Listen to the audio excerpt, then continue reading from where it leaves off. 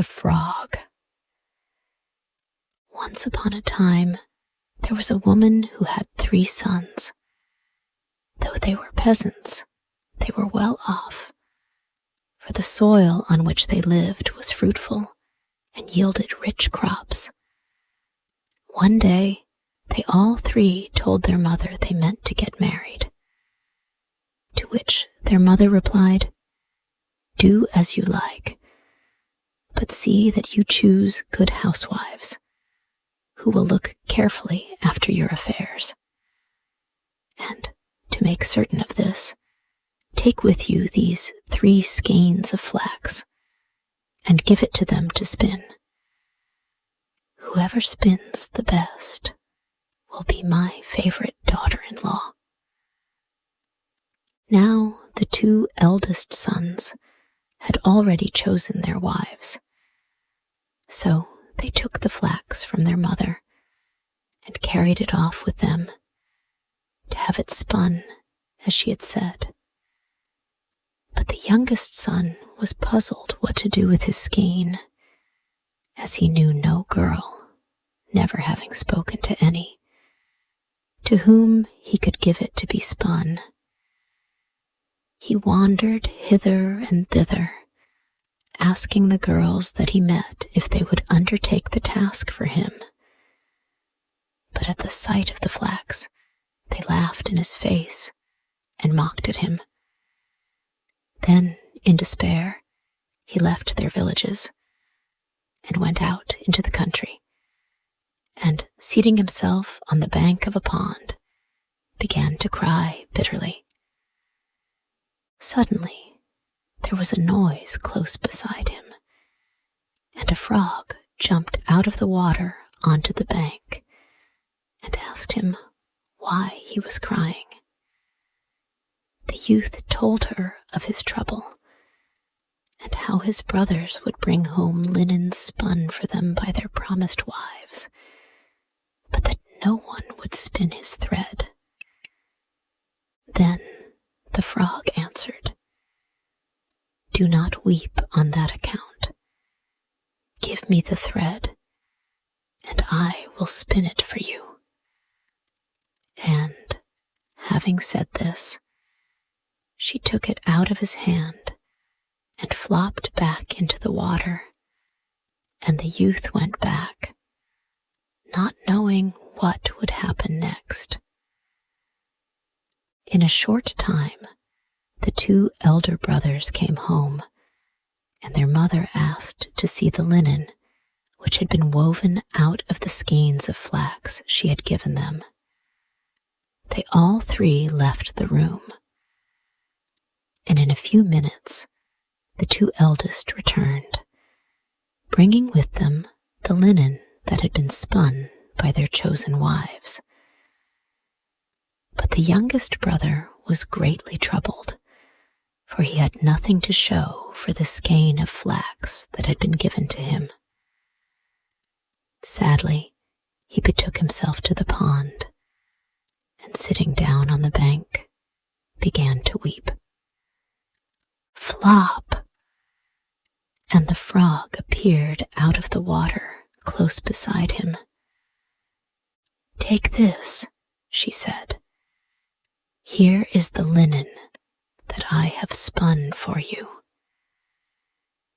You may imagine how delighted the youth was. She put the linen into his hands, and he took it straight back to his mother, who was so pleased with it that she declared she had never seen linen so beautifully spun, and that it was far finer and whiter than the webs that the 2 elder brothers had brought home.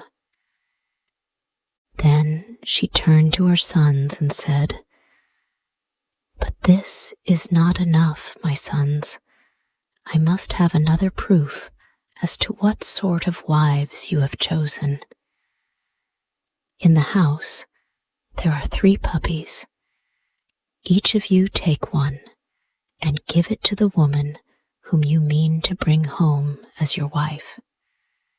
She must train it and bring it up. Whichever dog turns out the best, its mistress will be my favorite daughter-in-law." So the young men set out on their different ways, each taking a puppy with him.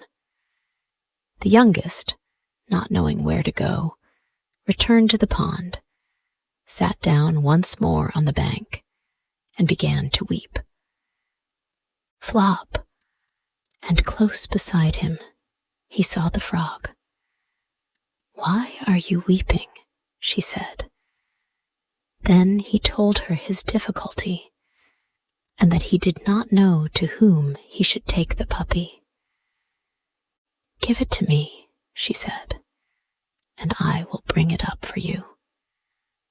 And, seeing that the youth hesitated, she took the little creature out of his arms and disappeared with it into the pond. The weeks and months passed, till one day the mother said she would like to see how the dogs had been trained by her future daughters-in-law. The 2 eldest sons departed and returned shortly, leading with them 2 great mastiffs, who growled so fiercely and looked so savage that the mere sight of them made the mother tremble with fear. The youngest son, as was his custom, went to the pond and called on the frog to come to his rescue. In a minute, she was at his side, bringing with her the most lovely little dog, which she put into his arms. It sat up and begged with its paws, and went through the prettiest tricks, and was almost human in the way it understood, and did what it was told. In high spirits, the youth carried it off to his mother. As soon as she saw it, she exclaimed, "This is the most beautiful little dog I have ever seen. You are indeed fortunate, my son. You have won a pearl of a wife." Then, turning to the others, she said, "Here are 3 shirts. Take them to your chosen wives. Whoever sews the best will be my favorite daughter-in-law." So the young men set out once more, and again, this time, the work of the frog was much the best and the neatest. This time the mother said, "Now that I am content with the tests I gave, I want you to go and fetch home your brides, and I will prepare the wedding feast." You may imagine what the youngest brother felt on hearing these words. Whence was he to fetch a bride? Would the frog be able to help him in this new difficulty? With bowed head and feeling very sad, he sat down on the edge of the pond. Flop! And once more the faithful frog was beside him. "What is troubling you so much?" she asked him. And then the youth told her everything. "Will you take me for a wife?" she asked. "What should I do with you as a wife?" he replied, wondering at her strange proposal.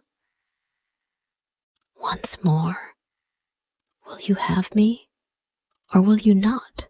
she said. "I will neither have you, nor will I refuse you," said he.